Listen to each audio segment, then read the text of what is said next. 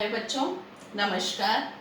आज अपन मौर्य साम्राज्य के एक शक्तिशाली शासक अशोक, उसके द्वारा जो नीति चलाई गई धम्म की नीति, उसके बारे में अध्ययन करेंगे। अशोक ने भारत में 273 ईसा पूर्व से 232 ईसा पूर्व तक शासन किया। हमें अशोक के कई सारे नाम जैसे देवना प्रियदर्शी इत्यादि नामों का भी उल्लेख मिलता है, मगर अधिकांश जगह उसको अशोक के नाम से ही संबोधित किया गया है। अशोक एक योगी शासक था और इसने पुत्रवत शासन किया, यानी कि वह अपनी प्रजा को अपनी संतान के समान समझता था। अशोक को एक युग पुरुष की संज्ञा दी गई है क्योंकि इसने एक नए युग की शुरुआत की और वो जो था वो उसकी एक नई नीति धम्म की नीति थी।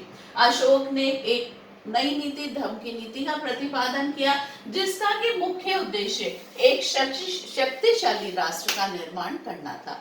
यह धम्म उसका धर्म नहीं था।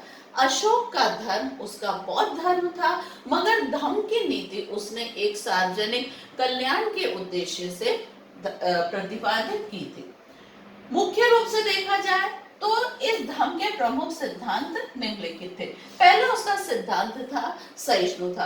विभिन्न विचारधाराएं जो थे उन विचारधाराओं के प्रति, विभिन्न धर्मों के प्रति सम्मान का भाव रखना। दूसरा अहिंसा। अहिंसा के सिद्धांत का उसने प्रतिपादन किया, जिसमें कि प्राणी मात्र की रक्षा करना और हिंसा के सिद्धांत का विरोध करना उसने अपनाया था। तीसरा जो धम्म के प्रमुख सिद्धांत था वो था आडंबरहीनता, पाखंड इत्यादि का उसने विरोध किया था। चौथा लोक कल्याणकारी कार्य, जो कि अशोक के शासन की प्रमुख देन रही है। लोक कल्याणकारी कार्य, इसमें इसने छायादार वृक्ष लगवाए, सिंचाई के कार्य किए, कुएं खुदवाए, सरायों का निर्माण करवाया, सड़कों का निर्माण करवाया, इस प्रकार जिससे कि प्रजा का उत्थान हो सके, वो सारे कार्य उसने लोक कल्याणकारी कार्य के अंतर्गत करवाए।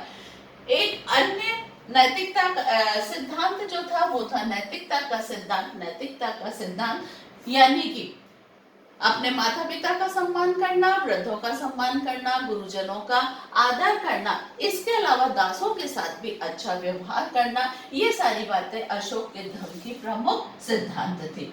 अशोक के धम्म की क्रियान्विति। अशोक ने अपने इस धम्म की क्रियान्विति के लिए सबसे पहले उसने युद्ध की नीति का परित्याग किया। आपको पता है अशोक का सबसे पहले युद्ध जो है कलिंग के साथ हुआ था। उस समय कलिंग नरेश खारवेल था और जो भयानक नरसंहार हुआ, उस नरसंहार को देखकर अशोक का हृदय द्रवित हो गया था और उसने भेरी घोष के स्थान पर धर्म घोष का प्रण लिया था और तभी से अशोक ने युद्ध की नीति का परित्याग कर दिया था। इस धम्म की नीति के क्रियान्वयन के लिए अशोक ने दूसरा नियम जो अपनाया वो था तत्काल न्याय। प्रजा किसी भी समय उसके दरबार में उपस्थित हो सकती थी और उसे तुरंत ही जो है न्याय मिलता था। तीसरा उसने लोक कल्याण के कार्य किए, जिसमें सार्वजनिक निर्माण के कार्य, प्रजा की भलाई के लिए उसने कई सारे कार्य किए। इसके अलावा अशोक ने धम्म की क्रियान्विति के लिए धम्म के जो प्रमुख सिद्धांत थे, धर्म की जो प्रमुख शिक्षाएं थी, वो उसने चट्टानों पर लेख लिखवा के लिखी या पाषाण खंडों पर उनको उत्कीर्ण करवाया और जो अपनी बोलचाल की भाषा थी, साधारण भाषा में उसने उनको उत्कीर्ण करवाया, जिससे कि प्रजा सहज रूप में ही उसका अध्ययन कर सके। इसके अलावा पांचवा बात जो उसने की वो थी समान कानून व्यवस्था स्थापित की। अशोक ने पूरे साम्राज्य में एक सी कानून व्यवस्था स्थापित की, जिससे कि पूरे साम्राज्य में एक रूपता स्थापित हो सके। छठी बात, उसकी धम्म की क्रियान्विति के लिए उसने हिंसा पर प्रतिबंध लगाया। यहाँ तक कि अशोक के राजमहल में जो रसोई थी वहां भी जो है पशुओं का सेवन नहीं किया जाता था, पशुवध पे प्रतिबंध था। इस प्रकार अशोक ने व्यापक स्तर पे अहिंसा के सिद्धांत का प्रतिपादन किया। एक अन्य कार्य धम्म की क्रियान्विति के लिए अशोक ने विदेशों में प्रचार प्रसार के लिए प्रचारकों को भेजा, जैसे कि श्रीलंका में अशोक ने अपने पुत्र महेंद्र और पुत्री संघामित्रा को भेजा। इसके अलावा अन्य कर्मचारियों को भी उसने भारत से बाहर धम्म के प्रचार के लिए भेजा।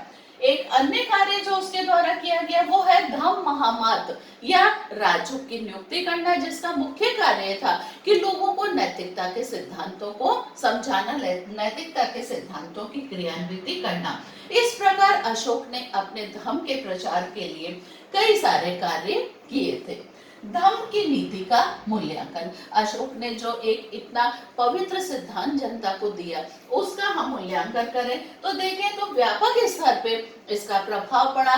धम्म के परिणाम स्वरूप भारत ही नहीं, भारत से बाहर भी विदेशों में भारतीय सभ्यता संस्कृति का प्रसार हुआ। अशोक के शासन काल में शांति थी और प्रजा जो है भाईचारे के साथ रहती थी।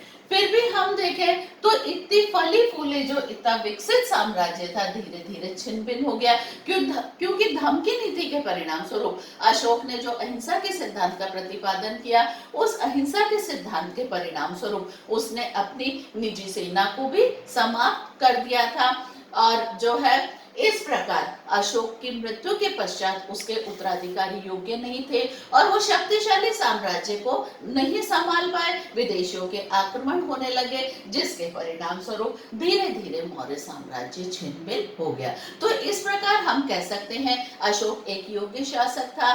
पुत्रवत वो अपनी जो प्रजा थी उसको एक पुत्र के समान स्नेह करता था। नैतिकता के सिद्धांत का प्रचार करने के लिए उसने धम्म की स्थापना की थी। तो इस प्रकार बेटा आज के लिए इतना ही। अगर आपको मेरा वीडियो पसंद आया हो तो प्लीज इसे सब्सक्राइब कीजिए, लाइक कीजिए और ज्यादा से ज्यादा शेयर कीजिए। Thank you.